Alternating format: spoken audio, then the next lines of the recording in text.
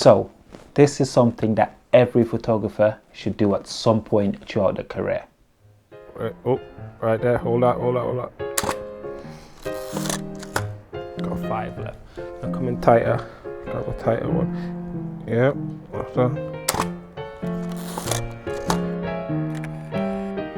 Watch this all be out of focus now. I'm just missing one. Oh, I love that.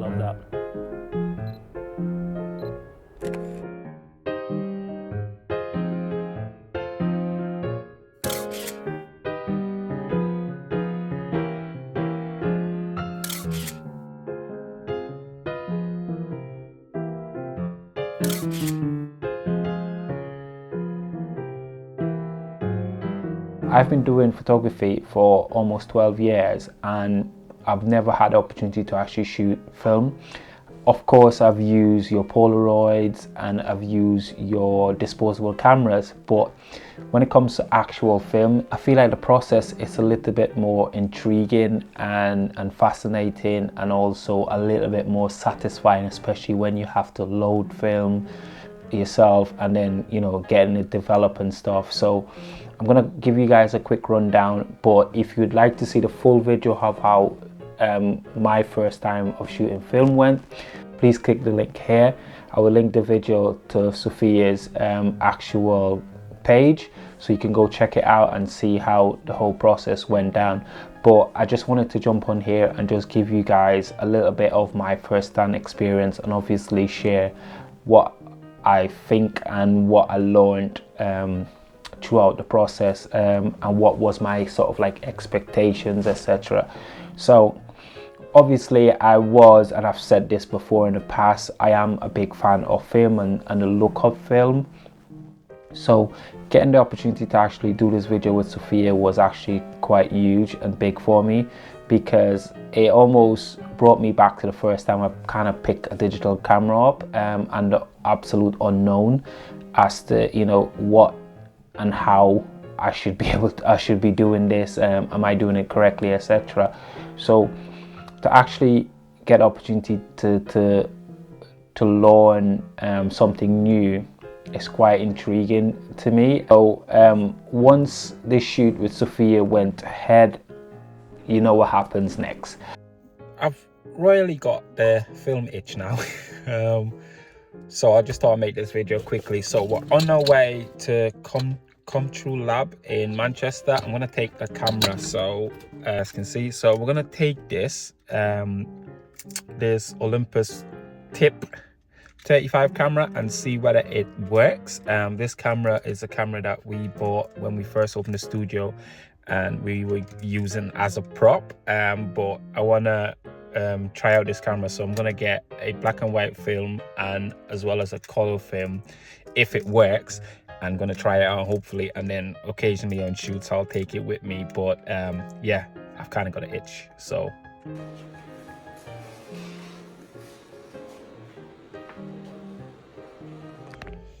we've got our film, and we're gonna go back and hopefully try these out the weekend. Hopefully it works. Everything seems okay with the camera, so we're gonna try it out. Shout out to the guys that Come True Labs. Look forward to actually bringing the film back, and hopefully it works, but you guys will find out when I find out. So yeah, home time now. I'm trying to learn how to load these film, and then we'll take it from there. I don't know what's happened, but it's oh yeah, think we're ready to go. That's moving, so that tells me it's advancing. So yeah, let's take a test shot and see. Right, we're gonna do our first test shot. Tashi's agreed to be our test subject, so let's see. So we've got it set on auto, and I'm gonna put it at half body, 400 speed. So yeah, so it is on auto, so we can probably go to maybe 2.8 as well, or we keep it on auto there, but I'm gonna do half body. So we need to be, if you look at the bottom, it tells you roughly where you need to be, so about 4 feet away from our subject. So let's take our first test shot. we about 4 feet. Yeah. Come over this a little bit for me.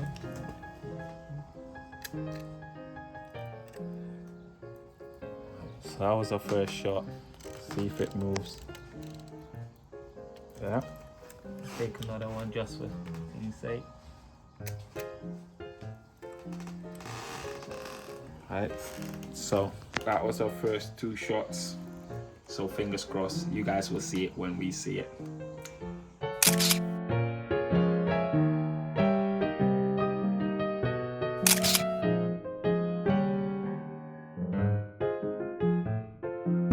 So guys, so we're currently outdoors. We've come out for a little family walk. So I brought the Olympus Trip 35 with me to do a couple of tests with it. So we still got the Ilford black and white in here.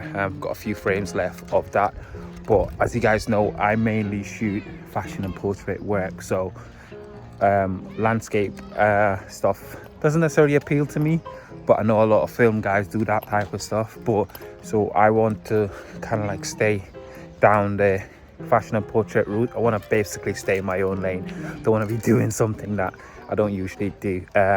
So yeah, so I'll be taking some portrait, hopefully of family and friends that I can share on here with you guys so you can see. But I will chuck in a few of the landscape stuff because I'm gonna grab a few of those just to test it out and see what it looks like as well. So yeah, let's go.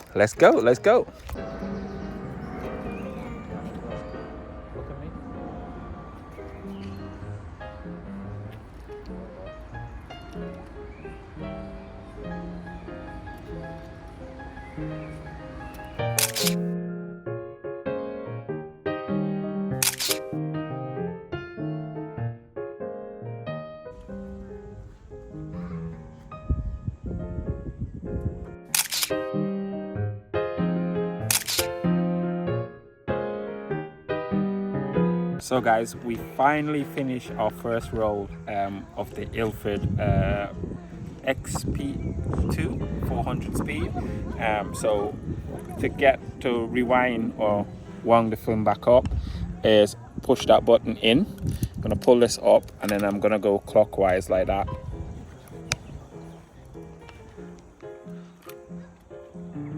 And it should click when it's come back up.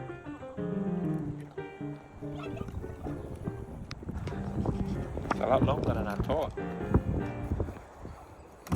Oh, there you go. You hear that clicking sound? That means it is done. So we'll change it in a minute. So yeah, I'm gonna take that out and we'll put it into our container. So take it back to the lab.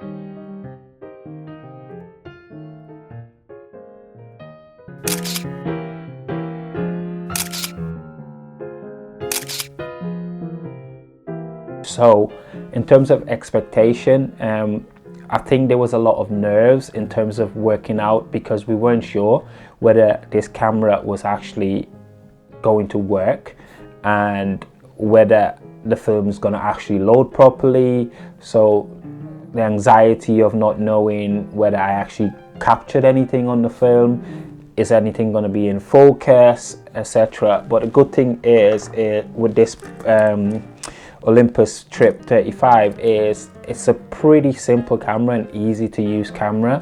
It has like a couple of auto features as well as the selenium cells at the front, which is what operates the actual camera, what gives it power. So it uses that camera, so it doesn't have a battery, so it uses that, and there are clear markings on the lens as well, which helps you in terms of your focusing and stuff. And it's quite easy and quite straightforward, so it kind of fit my purpose and what I wanted to do and how I wanted to use a film camera as a beginner quite well. So it was, you know, it was easy to get a hang of, etc. So like I said, I went out with the family. I first loaded the Ilford and we tried some black and white with it, and once we finished that roll, that black and white roll, I then went in and I added the Fujifilm 200. Obviously, now that I knew how to actually roll on the film and stuff. And then once that was done, I then took the film back to Come True Labs to get it processed. Obviously, the guys there at Come True Lab did advise that if there's any issues or whatever, they will let us know once they're processing the film. And if there isn't, I will be receiving an email with my images. In terms of pricing, when it comes to processing, prices vary dependent on what you're actually doing. I will put a list of some of the prices that Come True Labs actually have on offer at the moment here, so you guys can see it, but I'll also put a link in the description where you can go check it out. But I think if I remember correctly, it came between, you had a couple of choices, so you could either go with basic, you just get the scans, you could get basic JPEGs, normal JPEGs, I think you can get TIFFs that they can process the film in. So I went for like the TIFF version, so that if I wanted to actually do any little touch up like in Lightroom, etc., that I can actually do it. To be fair, it was actually a lot more expensive than I thought it would have been, but like I said, it was an experiment and I didn't mind paying the money. So I think it worked out all in all to buy the film and develop it around 30 to 40 pounds all in, but I'll put a list of how much it actually costs right here so you guys can see. So yeah, once I got the email and I opened the email, obviously I was excited because I knew there was something on there because I got that email. So I was super excited and you know, super intrigued. Obviously there was a bit of nerves whether the film, in terms of my expectation, whether the actual film was came out, which I knew that did, so that kind of like ease off some of that the anxiety, and then whether the images were actually sharp and in focus, etc. But luckily, a lot, if not probably about 80% of the images were pretty tack sharp, both black and white and the colored versions. And I was super gassed and super excited, super excited to you know, to actually then go now and share the results. And yeah, I'm really looking forward to experimenting more with this film situation, with this particular camera especially. Like I said, my plan is not to go out now and buy a whole heap of film and do film every single time I shoot. It's just going to be on an occasional basis, and whether it can actually fit into my workflow that I do now without actually disrupting what I do, and obviously sticking to the genre of photography that I do as well. Occasionally taking it on holiday trips as well, you know, just to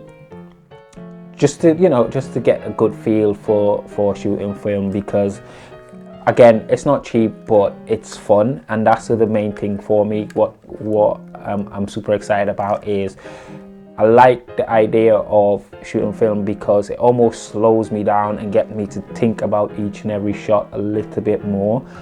So that was something I learned early on, that you almost have to compose your shot before you actually press the shutter, obviously, which is what I would do with digital. But with digital, you can almost, you know, take a fair few shots before you actually work out if you've got the right composition. Whereas with this, you have to compose your shot first, make sure everything is spot on before you actually take the shot, and then obviously check in focus, etc.